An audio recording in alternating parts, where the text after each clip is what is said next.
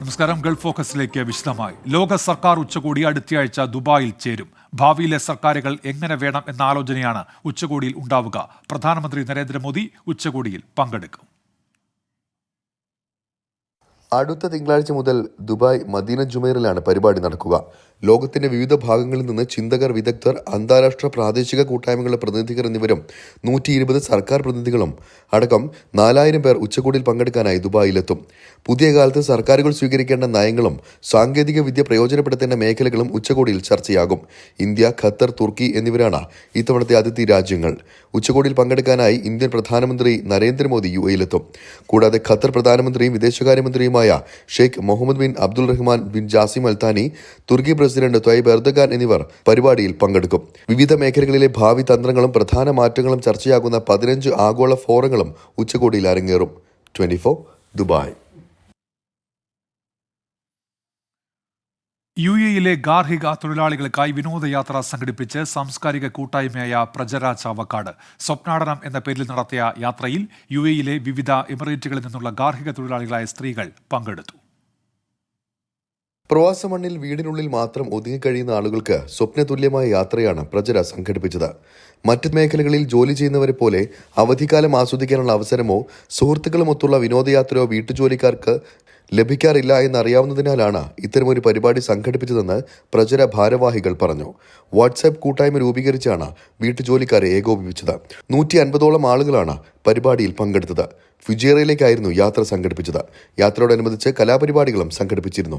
പരിപാടിയുടെ ഇടവേളകളിൽ നടത്തിയ നറുക്കെടുപ്പിലൂടെ വിലപിടിപ്പുള്ള സമ്മാനങ്ങളും വിതരണം ചെയ്തു. പ്രജര ചാവക്കാട് വനിതാ വിഭാഗം അംഗങ്ങളായ ഷൈനി ഷാജി, സന്ധ്യ സുനിൽ, ജസീല ഫിറോസ് തുടങ്ങിയവർ പരിപാടിക്ക് നേതൃത്വം നൽകി. 24 ദുബായ്. ഖത്തറിൽ മലയാള സിനിമയിലെ താരങ്ങളുടെ നിരത്തി ബോളിവുഡ് മാജിക് അടുത്ത മാസം 7-ന് അരങ്ങേറും. അഭിനേതാക്കളുടെ സംഘടനയായ അമ്മയും കേരള ഫിലിം പ്രൊഡ്യൂസേഴ്സ് അസോസിയേഷനുമായി സഹകരിച്ച് 91 ഇവന്റ്സ് ആണ് പരിപാടി സംഘടിപ്പിക്കുന്നത്. ദോഹയിൽ നടന്ന വാർത്താ സമ്മേളനത്തിലും ടിക്കറ്റ് പ്രകാശനത്തിൽ നടൻ ടൊവിനോ തോമസ് പങ്കെടുത്തു. കോവിഡ് വ്യാപനത്തിന് ശേഷം വീണ്ടും സജീവമായ ഖത്തറിലെ ആഘോഷവേദികളിൽ മലയാളത്തിലെ മഹാനടന്മാർ മുതൽ പുതുതലമുറയിലെ താരങ്ങളെ വരെ ഉൾപ്പെടുത്തിയാണ് മോളിവുഡ് മാജിക് ഒരുക്കുന്നത്. ചില സാങ്കേതിക കാരണങ്ങളാൽ നവംബറിൽ നടക്കാതെ പോയ മോളിവുഡ് മാജിക് കൂടുതൽ പുതുമകളോടെയാണ് ദോഹയിലെ 974 സ്റ്റേഡിയത്തിൽ അരങ്ങേറുന്നതെന്ന് ചലച്ചിത്രതാരം ടൊവിനോ തോമസും സംഘാടകരായ Kerala film producers association secretary Sandeep സേനനും വാർത്താസമ്മേളനത്തിൽ അറിയിച്ചു. കൂടുതൽ പേര് പറഞ്ഞില്ല എന്നുള്ളൂ. പൃഥ്വിരാജും ഇന്ദ്രജിത്തും ജയസൂര്യ, ചാക്കോച്ചൻ, ഇടവേള ബാബു, നാദിർ ഷാ, എം രഞ്ജിത്ത് എന്നിവർ ചേർന്ന് അണിയിച്ചൊരുക്കുന്ന മെഗാഷോയിൽ മമ്മൂട്ടി, മോഹൻലാൽ, ദിലീപ്, കുഞ്ചാക്കോ ബോബൻ, പൃഥ്വിരാജ് തുടങ്ങി 240-ലധികം വരുന്ന വമ്പൻ താരനിര തന്നെ അരങ്ങിലെത്തും. ഒപ്പം പ്രമുഖ ഗായകരും അണിചേരും. ഇവിടെ ഒരു ഇവന്റ് നടത്തുന്നതിന് വേണ്ടിയിട്ട് നമ്മൾ ഓൾറെഡി ഒരു ലോഞ്ച് ഫംഗ്ഷനൊക്കെ വെച്ചതാണ്. അന്ന് ചില സാഹചര്യങ്ങൾ കൊണ്ട് അത് ഡേറ്റ് മാറ്റേണ്ടി വന്നു. ഇപ്പോൾ കൂടുതൽ സമയം കിട്ടി പ്രാക്ടീസ് ചെയ്യാൻ. അതുകൊണ്ട് ഇവന്റ്സ് കുറച്ചും കൂടെ വരുമായിരിക്കും. വർഷങ്ങൾക്ക് ശേഷമാണ് കേരളത്തിന് പുറത്ത് ഇത്രയും വിപുലമായ സ്റ്റേജ് ഷോ സംഘടിപ്പിക്കുന്നതെന്ന് വാർത്താ സമ്മേളനത്തിൽ സംഘാടകർ പറഞ്ഞു. മലയാളത്തിലെ മെഗാസ്റ്റാറുകൾ മുതൽ പുതുമുഖ നടന്മാർ വരെ അണിനിരക്കുന്ന പരിപാടി ഫിഫ വേൾഡ് കപ്പ് നടന്ന 974 സ്റ്റേഡിയത്തിൽ നടക്കുന്നു എന്നതും പരിപാടിക്ക് മാറ്റുകൂട്ടുമെന്നും സന്ദീപ് സേനൻ പറഞ്ഞു. വാർത്താ സമ്മേളനത്തിന് ശേഷം നടന്ന ചടങ്ങിൽ ആരാധകരുടെ ചോദ്യങ്ങൾക്ക് ടൊവിനോ തോമസ് മറുപടി നൽകി. പ്രശസ്ത ഗായകൻ MG ശ്രീകുമാറിനുള്ള ലൈഫ് ടൈം അച്ചീവ്മെന്റ് അവാർഡ് പരിപാടിയിൽ വിതരണം ചെയ്യും. 3 മുതൽ 4 മണിക്കൂർ വരെ നീണ്ടു നിൽക്കുന്ന ഷോ ഒരു സിനിമ പോലെ കണ്ട് ആസ്വദിക്കാൻ സാധിക്കുമെന്നും സംഘാടകർ അവകാശപ്പെട്ടു. അൻവർ പാലേരി, 24 ദോഹ. സൗദിയിലെ ജിസാനിൽ നടക്കുന്ന ചിത്ര പ്രദർശനം ശ്രദ്ധേയമാകുന്നു. ജിസാൻ വിന്റർ ഫെസ്റ്റിവലിന്റെ ഭാഗമായിട്ടാണ് പ്രകൃതിയും ജനജീവിതവും പ്രമേയമാക്കിയ ചിത്ര പ്രദർശനം.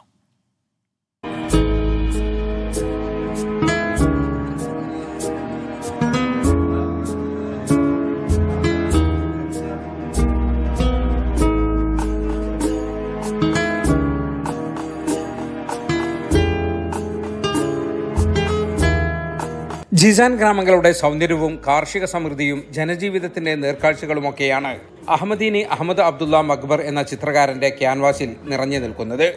ഒറ്റനോട്ടത്തിൽ പനയോലയിൽ വരച്ചവയാണെന്ന് തോന്നുന്ന ചിത്രങ്ങൾ പൂർണ്ണമായും ക്യാൻവാസിൽ എണ്ണച്ചായവും ആക്രിലിക്കും ഉപയോഗിച്ചാണ് വരച്ചിരിക്കുന്നത്.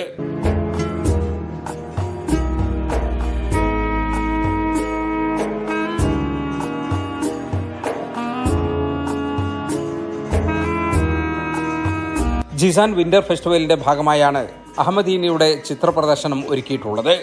സൗത്ത് കോർണിഷിൽ അൽമർജാൻ ബീച്ചിന് സമീപത്തുള്ള ജിസാൻ പൈതൃക ഗ്രാമത്തിൽ നടക്കുന്ന പ്രദർശനം ആയിരക്കണക്കിന് ആസ്വാദകരെയാണ് ആകർഷിക്കുന്നത്. പ്രകൃതി സൗന്ദര്യവും മനുഷ്യനും പ്രകൃതിയും തമ്മിലുള്ള ജൈവബന്ധവുമാണ് താൻ ആവിഷ്കരിക്കാൻ ശ്രമിക്കുന്നതെന്ന് അഹമ്മദീനി പറഞ്ഞു. الحمد لله نال على إعجاب الكثير من المتذوقين والمشاهدين وطبعاتهم كانت جميلة جدا. كان الحضور أكثر مما توقع. പൈതൃകം എന്നർത്ഥം വരുന്ന ഇർത്ത് എന്ന പേരിലാണ് പ്രദർശനം നടക്കുന്നത്. സന്ദർശകരുടെ അഭിരുചിക്കനുസരിച്ച് ഇദ്ദേഹം തത്സമയം ചിത്രങ്ങൾ വരച്ചു നൽകുകയും ചെയ്യുന്നുണ്ട്. ചിത്ര പ്രദർശനത്തിന്റെ സന്ദർശക സമയം എല്ലാ ദിവസവും വൈകുന്നേരം 5 മണി മുതൽ രാത്രി 12 മണി വരെയാണ്. ജനാദ്രിയ ഫെസ്റ്റിവൽ അടക്കം സൗദിയിലെ വിവിധ നഗരങ്ങളിൽ ചിത്രകലാ പ്രദർശനം നടത്തിയിട്ടുള്ള അഹമ്മദീനി ഈജിപ്ത്, മൊറോക്കോ, കസബ്ലാങ്ക എന്നീ വിദേശ രാജ്യങ്ങളിലും പ്രദർശനങ്ങൾ നടത്തിയിട്ടുണ്ട്. ജിസാനിൽ നിന്നും താഹ കൊല്ലത്ത്, ജോഫി കൂട്ടിക്കൽ എന്നിവരോടൊപ്പം ജലീൽ കണമകലം, 24.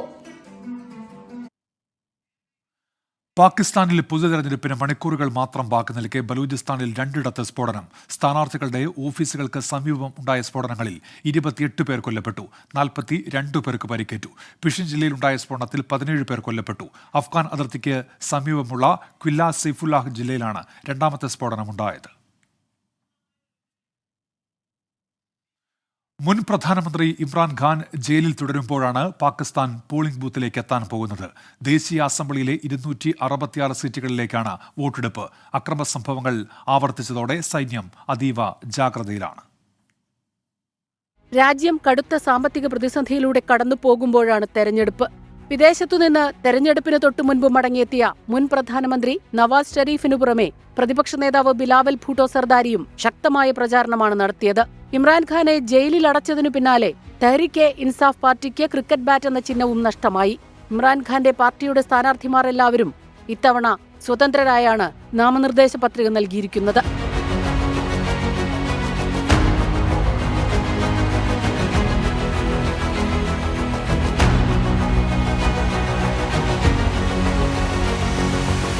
$12,80,00,000 വോട്ടർമാർ പോളിംഗ് ബൂത്തിലെത്തും. 266 സീറ്റുകളിലേക്ക് 5000-ലേറെ സ്ഥാനാർത്ഥികൾ മത്സരരംഗത്തുണ്ട്.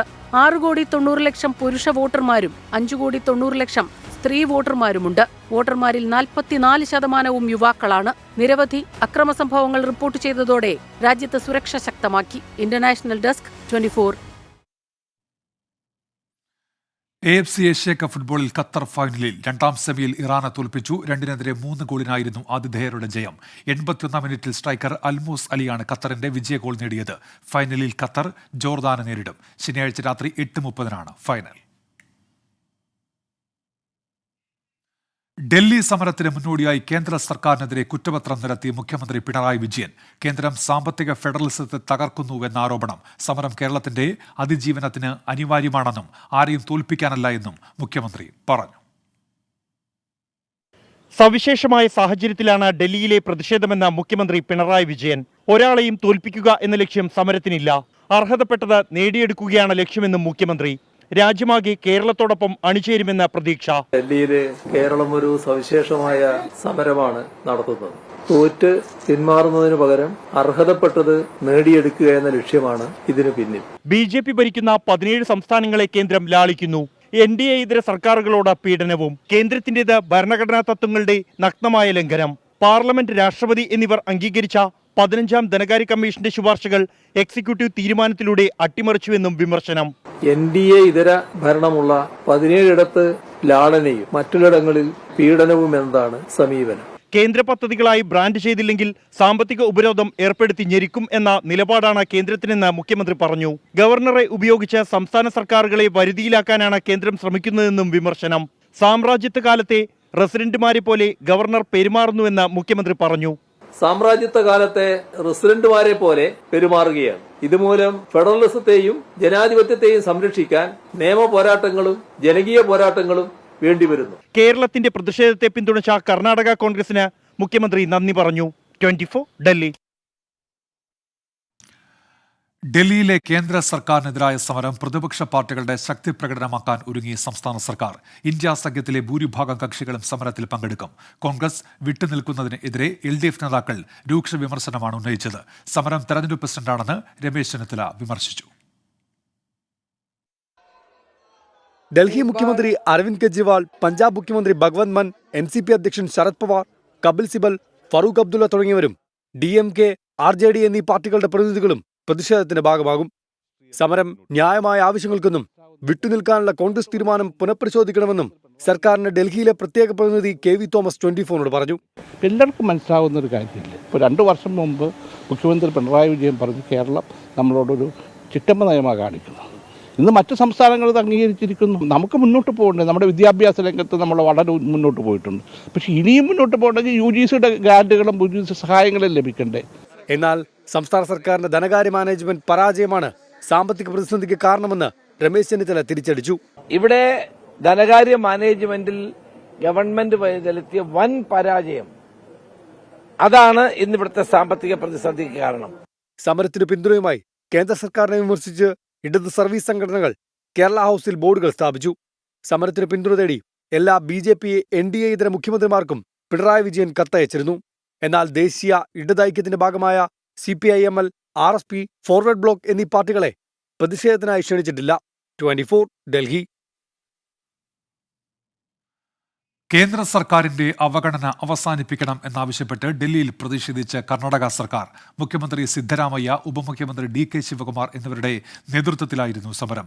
കർണാടക ഉൾപ്പെടെയുള്ള ദക്ഷിണേന്ത്യൻ സംസ്ഥാനങ്ങളോട് കേന്ദ്ര സർക്കാർ വിവേചനം കാണിക്കുകയാണെന്ന് സിദ്ധരാമയ്യ കുറ്റപ്പെടുത്തി. കേന്ദ്രത്തിന് എതിരായ കേരളത്തിന്റെ സമരത്തിന് പൂർണ്ണ പിന്തുണയെന്ന് കോൺഗ്രസ് കർണാടക ഘടകം അറിയിച്ചു. കോൺഗ്രസ് അധികാരത്തിൽ വന്നതിനു പിന്നാലെ സംസ്ഥാനം കടുത്ത അവഗണന നേരിടുന്നുവെന്നാണ് കർണാടക സർക്കാരിന്റെ പരാതി. നികുതി വീതം കേന്ദ്രം ന്യായമായി നൽകുന്നില്ലെന്നാരോപിച്ചാണ് കർണാടക സർക്കാരിന്റെ ഡൽഹിയിലെ സമരം.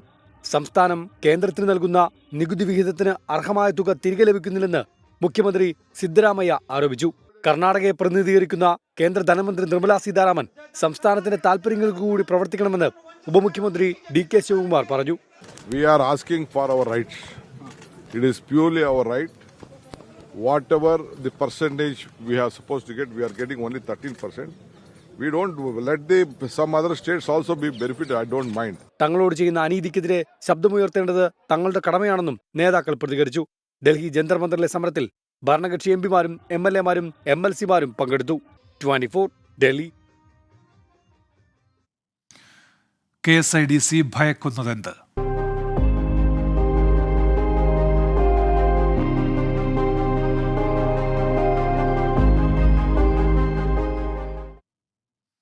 മാസപ്പടി വിവാദത്തിൽ പൊതുമേഖലാ സ്ഥാപനമായ KSIDCക്ക് ഹൈക്കോടതിയിൽ തിരിച്ചടി.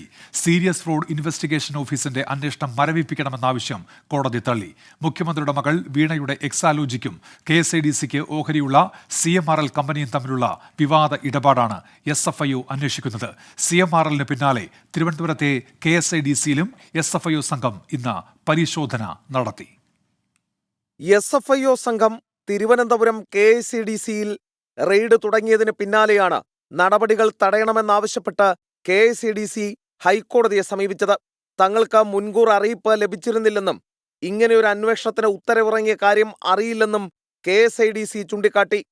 കോർപ്പറേറ്റ് മന്ത്രാലയം ആവശ്യപ്പെട്ട രേഖകൾ നൽകാമെന്നും കുറച്ചു സമയം കൂടി വേണമെന്നും KSIDC വ്യക്തമാക്കി. വിഷയത്തിൽ എന്തെങ്കിലും ഒളിച്ചു കളിക്കാനുണ്ടോ എന്ന് KSIDCയോട് ചോദിച്ച ഹൈക്കോടതി ഒന്നുമില്ലെങ്കിൽ പിന്നെ എന്തിനാണ് ഭയക്കുന്നതെന്നും ആരാഞ്ഞു. പിന്നാലെ SFIO അന്വേഷണത്തിന് സ്റ്റേ വേണമെന്ന KSIDC ആവശ്യം കോടതി തള്ളി. ഇതിനിടെ CMRLലെ പരിശോധനയ്ക്ക് പിന്നാലെ SFIO സംഘം ഇന്ന് തിരുവനന്തപുരത്ത് KSIDCയിലും റെയ്ഡ് നടത്തി. SFIO ഡെപ്യൂട്ടി ഡയറക്ടർ അരുൺ പ്രസാദിന്റെ നേതൃത്വത്തിലുള്ള ഉദ്യോഗസ്ഥരുടെ സംഘമാണ് പരിശോധന നടത്തിയത്. നേരത്തെ CMRLുമായി ബന്ധപ്പെട്ട ചട്ടവിരുദ്ധമായ ഇടപാടുകൾ നടന്നതിന്റെ തെളിവുകൾ SFIOയ്ക്ക് ലഭിച്ചതായി വിവരം പുറത്തുവന്നിരുന്നു. ശ്രീകാന്ത്, 24 കൊച്ചി. കിഫ്ബി മസാല ബോണ്ട് കേസിൽ മുൻ ധനമന്ത്രി ഡോക്ടർ ടി.എം. തോമസ് ഐസക്കിന് വീണ്ടും ഇ.ഡി. നോട്ടീസ്. ചൊവ്വാഴ്ച കൊച്ചിയിലെ ഇ.ഡി. ഓഫീസിൽ ഹാജരാകാനാണ് നിർദ്ദേശം. ഇ.ഡി. സമൻസ് ചോദ്യം ചെയ്ത് ഡോക്ടർ ടി.എം. തോമസ് ഐസക് ഹൈക്കോടതിയെ സമീപിച്ചിട്ടുണ്ട്. കേസിൽ ഹാജരാകണമെന്നാവശ്യപ്പെട്ട് ഇ.ഡി. നേരത്തെ സമൻസ് നൽകിയെങ്കിലും ടി.എം. തോമസ് ഐസക് എത്തിയിരുന്നില്ല. ഭരണത്തുടർച്ച ലക്ഷ്യമിട്ട് മോദി.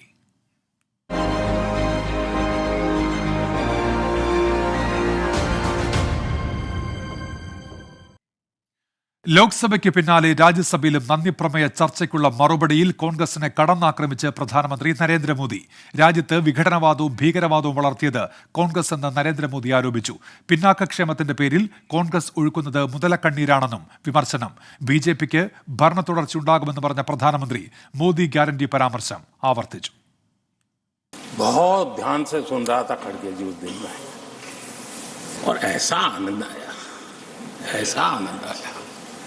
ऐसा बहुत कम मिलता है। लोकसभा में तो कभी कभी मिल जाता है, लेकिन आजकल वो दूसरी ड्यूटी पर है, तो मनोरंजन कम मिलता है. പിന്നാക്ക വിഭാഗങ്ങളുമായി ബന്ധപ്പെട്ട് കോൺഗ്രസ് ഉയർത്തുന്ന വാദങ്ങളെ പ്രധാനമന്ത്രി ഖണ്ഡിച്ചു. ജവഹർലാൽ നെഹ്റു സംവരണത്തിന് എതിരായിരുന്നു.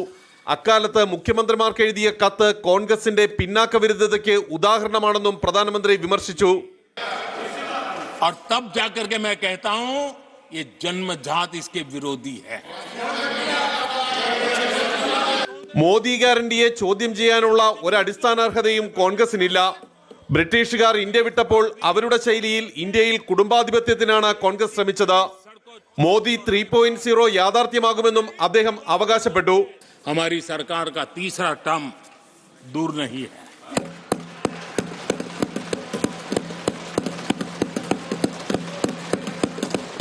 कुछ लोग इसे मोदी 3.0 कहते हैं. ആർ രാധാകൃഷ്ണൻ, 24, ഡൽഹി.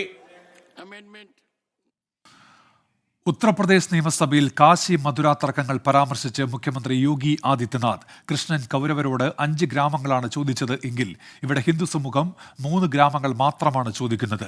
അയോധ്യ, കാശി, മധുര എന്നിവയാണത്. അയോധ്യയെ അനീതിയിൽ നിന്ന് മോചിപ്പിച്ചെന്നും യോഗി ആദിത്യനാഥ് അവകാശപ്പെട്ടു.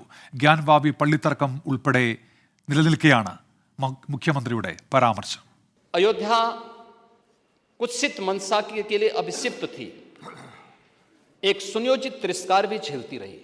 लोक आस्था और जनभावनाओं के साथ ऐसा खिलवाड़ संभवतः दूसरी जगह देखने को नहीं मिला होगा. अयोध्या के साथ अन्याय हुआ, यही तो हुआ था अयोध्या के साथ, और यही हुआ काशी के साथ, और यही हुआ था मथुरा के साथ भी. हमने यही तो कहा, उस समय 5 गांव मांगे थे. തെരഞ്ഞെടുപ്പിന് ഏക സിവിൽ കോഡ്.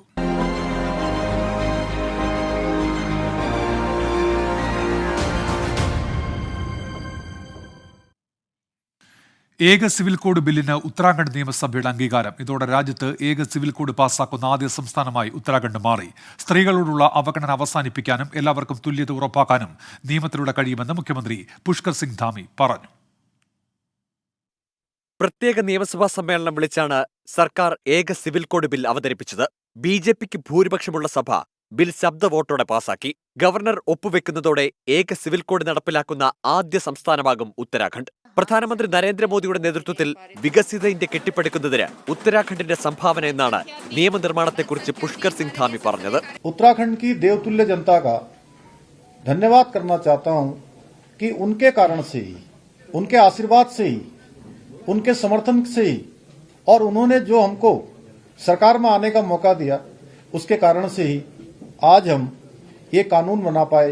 समान नागरिक संहिता का जो एक्ट है, जो विधेयक है, उसको हम पारित कर पाए. ലിവിംഗ് ടുഗദറിനും വിവാഹമോചനത്തിനും കർശന നിയന്ത്രണങ്ങൾ ഏർപ്പെടുത്തുന്നതാണ് ഉത്തരാഖണ്ഡ് ഏക സിവിൽ കോഡ്. വിവാഹം കഴിഞ്ഞ് 1 വർഷം വരെ വിവാഹമോചനമില്ല. വിവാഹമോചനം ജുഡീഷ്യൽ നടപടികളിലൂടെ മാത്രമാകും. ലിവിംഗ് ടുഗദർ ബന്ധങ്ങൾക്ക് രജിസ്ട്രേഷൻ നിർബന്ധമാകും. ലംഘിച്ചാൽ 6 മാസം വരെ തടവും 25,000 രൂപ പിഴയും അല്ലെങ്കിൽ 2 കൂടിയോ ശിക്ഷ. വിവാഹ രജിസ്ട്രേഷനിൽ വീഴ്ച വരുത്തിയാൽ 20,000 രൂപ പിഴ ചുമത്തുമെന്നും ബിൽ വ്യവസ്ഥ ചെയ്യുന്നു.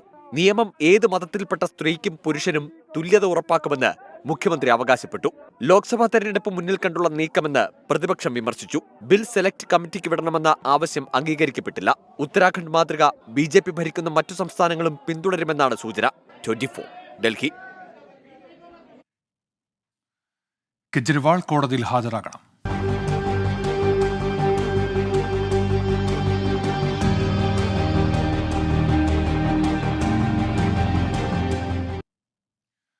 മദ്യനയ അഴിമതി കേസിൽ ഡൽഹി മുഖ്യമന്ത്രി അരവിന്ദ് കെജ്രിവാളിന് കോടതിയുടെ സമൻസ്. ഈ മാസം 17-ന് റൌസ് അവന്യൂ കോടതിയിൽ നേരിട്ട് ഹാജരാകണം. കെജ്രിവാൾ ചോദ്യം ചെയ്യലിന് ഹാജരാകാത്തതിനെതിരെ എൻഫോഴ്സ്മെന്റ് ഡയറക്ടറേറ്റ് നൽകിയ ഹർജിയിലാണ് കോടതിയുടെ ഇടപെടൽ. ഡൽഹി റോസ് അവന്യൂ കോടതിയിലെ അഡീഷണൽ ചീഫ് മെട്രോപൊളിറ്റൻ മജിസ്ട്രേറ്റ് ദിവ്യ മൽഹോത്രയാണ് അരവിന്ദ് കെജ്രിവാളിനോട് ഈ മാസം 17-ന് ഹാജരാകാൻ ആവശ്യപ്പെട്ടത്. 5 തവണ ആവശ്യപ്പെട്ടിട്ടും കെജ്രിവാൾ ചോദ്യം ചെയ്യലിന് ഹാജരാകാത്തതിനെതിരെ എൻഫോഴ്സ്മെന്റ് ഡയറക്ടറേറ്റ് നൽകിയ ഹർജിയാണ് കോടതി പരിഗണിച്ചത്. കെജ്രിവാൾ അന്വേഷണത്തോട് സഹകരിക്കുന്നില്ലെന്നും അടിസ്ഥാനരഹിതമായ ആരോപണങ്ങൾ ഉന്നയിച്ച ചോദ്യം ചെയ്യലിൽ നിന്ന് ഒഴിഞ്ഞുമാറുകയാണെന്നും ED ഹർജിയിൽ ആരോപിക്കുന്നു. EDക്ക് മുന്നിൽ ഹാജരാകാൻ അരവിന്ദ് കെജ്രിവാൾ ബാധ്യസ്ഥനാണെന്നും എന്നാൽ അക്കാര്യത്തിൽ വീഴ്ച സംഭവിച്ചെന്നും കോടതി നിരീക്ഷിച്ചു. ഈ മാസം 17-ന് കെജ്രിവാളിന്റെ വിശദീകരണം കേട്ട ശേഷമാകും കോടതി അന്തിമ ഉത്തരവ് പുറപ്പെടുവിക്കുക. കോടതി ഉത്തരവ് പഠിച്ച ശേഷം ആവശ്യമായ നിയമ നടപടി സ്വീകരിക്കുമെന്ന് ആം ആദ്മി പാർട്ടി പ്രതികരിച്ചു. ED രാഷ്ട്രീയമായി വേട്ടയാടുന്നുവെന്നും സമൻസ് നിയമപരമല്ലെന്നും ആരോപിച്ചാണ് കെജ്രിവാൾ ചോദ്യം ചെയ്യലിൽ നിന്ന് ഒഴിഞ്ഞുമാറിയത്. 24 ഡൽഹി. പവാറിന് പുതിയ NCP.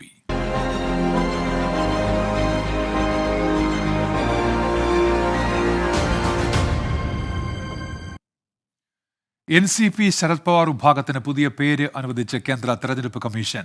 നാഷണലിസ്റ്റ് കോൺഗ്രസ് പാർട്ടി ശരത് ചന്ദ്ര പവാർ എന്ന പേരാണ് കമ്മീഷൻ അംഗീകരിച്ചത്. അജിത് വിഭാഗത്തെ ഔദ്യോഗിക പാർട്ടിയായി കേന്ദ്ര തെരഞ്ഞെടുപ്പ് കമ്മീഷൻ അംഗീകരിച്ചതോടെയാണ് ശരത് പവാറിന് സ്വന്തം പാർട്ടിക്ക് പുതിയ പേര് തേടേണ്ടി വന്നത്. പാർട്ടിക്കായി പേരുകൾ നിർദ്ദേശിക്കാൻ തെരഞ്ഞെടുപ്പ് കമ്മീഷൻ നിർദ്ദേശിച്ചിരുന്നു. തുടർന്ന് NCP Sarath Chandra Pawar, NCP Sarath Rao Pawar, NCP Sarath Pawar എന്നീ 3 പേരുകൾ സമർപ്പിച്ചു. ഇതിൽ നിന്നും NCP ശരത് ചന്ദ്ര പവാർ എന്ന പേര് തെരഞ്ഞെടുപ്പ് കമ്മീഷൻ അംഗീകരിച്ചു. പാർട്ടി ചിഹ്നമായ ഘടികാരം നഷ്ടപ്പെട്ടതോടെ പുതിയ ചിഹ്നത്തിനായി 4 നിർദ്ദേശങ്ങൾ ശരത് പവാർ വിഭാഗം സമർപ്പിച്ചിട്ടുണ്ട്. ചായക്കപ്പ്, സൂര്യകാന്തി, ഉദയസൂര്യൻ, ആൽമരം എന്നീ ചിഹ്നങ്ങളാണ് സമർപ്പിച്ചിരിക്കുന്നത്. ഇക്കാര്യത്തിൽ ഉടൻ തീരുമാനമെടുക്കും. ഫെബ്രുവരി 27 നടക്കുന്ന രാജ്യസഭാ തെരഞ്ഞെടുപ്പിൽ പുതിയ പേരിലും ചിഹ്നത്തിലുമാകും ശരത് പവാർ വിഭാഗം മത്സരിക്കുക. നിയമസഭയിലെ ഭൂരിഭാഗം പാർട്ടി MLA-മാരും അജിത് പവാറിനൊപ്പം എന്നത് കണക്കിലെടുത്താണ് പാർട്ടി പേരും ചിഹ്നവും അദ്ദേഹത്തിന് നൽകാൻ കമ്മീഷൻ തീരുമാനമെടുത്തത്. 24 ഡൽഹി. ഗൾഫ് ഫോക്കസ് പൂർത്തിയാകുന്നു. Good night.